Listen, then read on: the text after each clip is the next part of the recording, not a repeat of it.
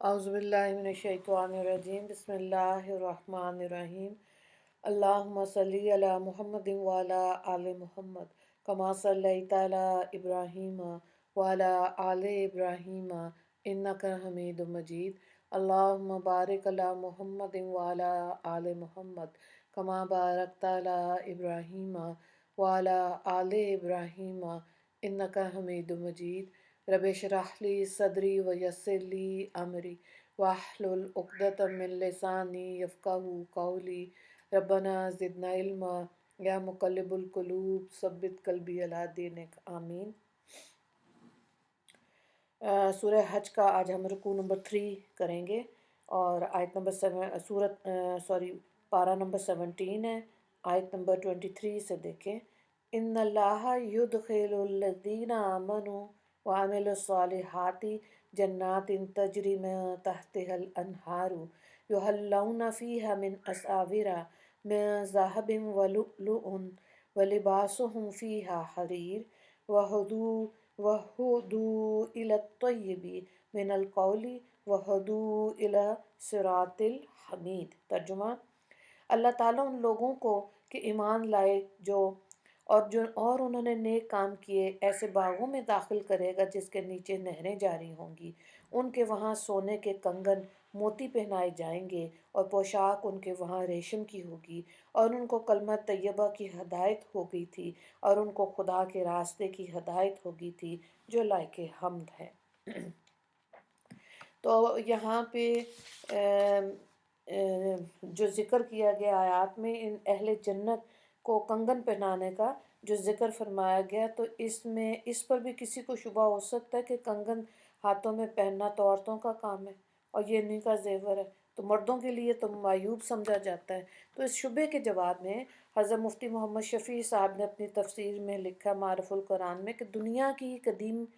بادشاہوں میں یہ امتیازی شان رہی کہ سر پر تاج اور ہاتھوں میں کنگن استعمال کرتے تھے، جیسے کہ حدیث میں ہے کہ رسول اللہ صلی اللہ علیہ وآلہ وسلم نے سراقہ بن مالک کو، جبکہ وہ مسلمان نہیں تھے اور سفر ہجرت میں آپ صلی اللہ علیہ وآلہ وسلم کو گرفتار کرنے کے لیے تعاقب میں نکلے تھے، اس وقت ان کا گھوڑا باذن خداوندی زمین میں دھس گیا تھا، جس پہ سراقہ بن مالک نے توبہ کی تو آپ صلی اللہ علیہ وآلہ وسلم کی دعا سے گھوڑا زمین میں سے نکل گیا۔ اس وقت سراقہ بن مالک سے آپ صلی اللہ علیہ وآلہ وسلم نے وعدہ فرمایا تھا کہ کسریٰ شاہ فارس کے کنگن مال غنیمت میں مسلمانوں کے پاس آئیں گے اور وہ تمہیں دے دیے جائیں گے۔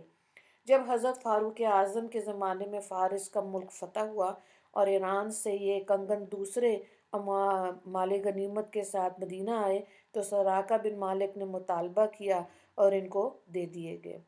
تو خلاصہ یہ کہ جیسے سر پر تاج پہننا عام مردوں کا رواج نہیں ہے، شاہی اعزاز ہے، اسی طرح ہاتھوں میں کنگن بھی شاہی اعزاز سمجھے جاتے ہیں، اس لیے اہل جنت کو کنگن پہنائے جائیں گے۔ کنگن کے متعلق اس آیت میں سورہ فاتر میں تو یہ ہے کہ وہ سونے کے ہوں گے، اور سورہ نساء میں یہ کنگن چاندی کے بتائے گئے۔ اس لیے حضرات مفسرین نے فرمایا کہ اہل جنت کے ہاتھوں میں 3 طرح کے کنگن پہنائے جائیں گے، ایک سونے کا، دوسرا چاندی کا، تیسرا موتیوں کا، جیسے کہ ان آیات میں موتیوں کا بھی ذکر موجود ہے۔ تو اللہ تعالیٰ جنت کی نعمتوں سے ہمیں بھی اللہ تعالیٰ نوازے، مردوں کو بھی اور اس مسلمان امت کی عورتوں کو بھی۔ ان الذین کفروا ویصدون عن سبیل اللہ والمسجد الحرام الذی جعلناہ للناس سواء العاکف فیہ والباد ومن یرد فیہ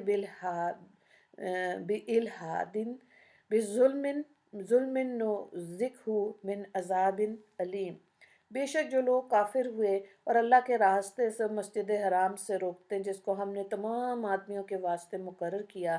اس میں سب برابر ہیں، اس میں رہنے والا بھی اور باہر سے آنے والا بھی، یہ روکنے والے لوگ معذب ہوں گے، اور جو شخص ان میں یعنی حرم میں کوئی خلاف دین کام قصداً ظلم کرے گا تو ہم اس کو عذاب دردناک چکھائیں گے۔ تو اس آیت میں بتایا گیا کہ جو کفار مسلمانوں کو راہ حق سے بہکاتے ہیں اور مسجد حرام میں آنے سے روکتے ہیں، حالانکہ مسجد حرام یا حرم شریف کا وہ حصہ جس میں لوگوں کی عبادات و مناسک حج کا تعلق ہے سب کے لیے یکساں ہے، دیسی ہو یا پردیسی، مکہ میں رہنے والا ہو یا باہر سے آنے والا، مقیم ہو یا مسافر، سب کے لیے یکساں ہے اور سب کو عبادت کرنے کی مساویانہ حقوق حاصل ہے۔ تو جو شخص حرم شریف میں جان بوجھ کر بلا ارادہ بے دینی اور شرارت کی کوئی بات کرے گا، اس کو زیادہ سخت سزا دی جائے گی۔ تو خلاصہ یہ نکلا کہ دین کے خلاف کام کرنا ہر جگہ موجب عذاب ہے، لیکن حرم مکہ کے اندر اور زیادہ موجب عذاب ہے، حتیٰ کہ ارادے کا جو مرتبہ دوسری جگہ موجب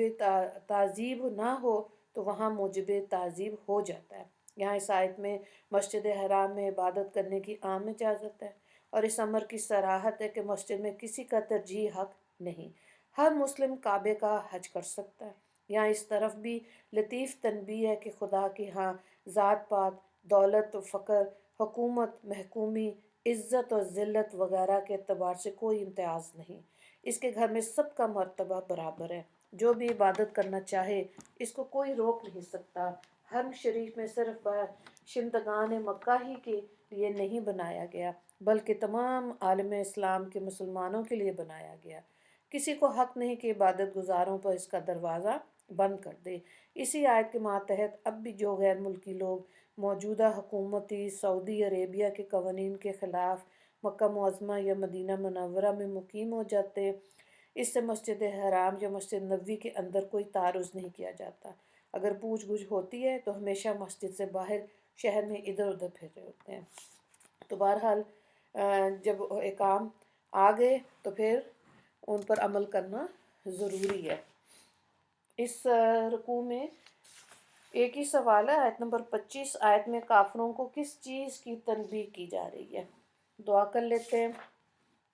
اللہ تعالیٰ ہمارے لیے اپنی رحمت سے نیک بختی مقدر فرما دیجئے۔ یا اللہ اپنی رحمت سے ہم کو حسن خاتمہ کی دولت نصیب فرمانا۔ وآخر دعوانا ان الحمد للہ رب العالمین۔ اللہم اغفر للمسلمین والمسلمات والمؤمنین والمؤمنات۔ السلام علیکم ورحمۃ اللہ وبرکاتہ۔